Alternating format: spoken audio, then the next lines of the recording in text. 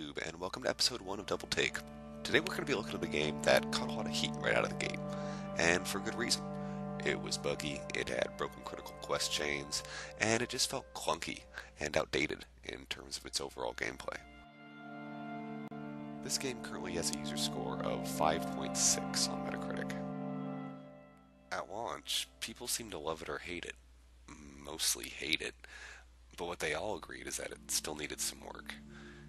And as if that wasn't bad enough, it even garnered the worst criticism the developer of a long-time IP never wants to hear.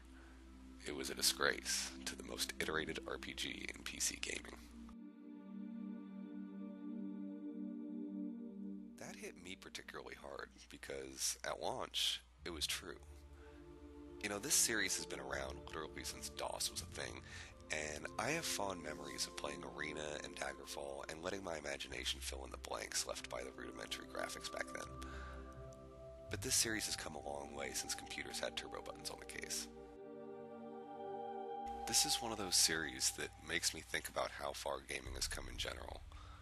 Back when I played Daggerfall, which had a huge world and a well-integrated fast travel system, I remember thinking, man, this is the biggest game I've ever played.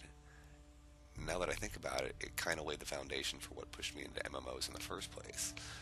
The sense of vastness and adventure waiting to be had. I remember thinking back then, how could they outdo this in the next iteration of the game? Fast forward to Skyrim. When the high-res pack was released along with some ENBs and lighting mods, it quickly became akin to Google Earth porn. The fidelity of the graphics, the dynamic gameplay, along with the vastness of the world and the lore, set a new high watermark for RPGs, and really PC games in general. The MMO I'm talking about here, of course, is The Elder Scrolls Online.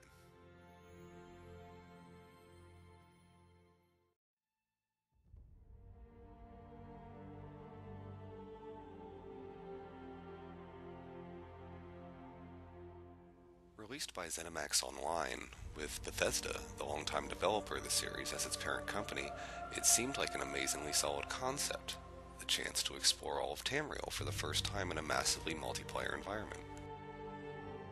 Well, when the reviews came in, the Elder Scrolls series suffered its first black eye in generations. It seemed in question whether ZeniMax Online could fix the game at all. I played on launch, and I remember vividly how badly the bugs and group phasing in particular tarnished the experience for me. I shelved it for a while, and I decided I'd give it another look in time. Well, YouTube, that time has come. Let's give ESO a double take.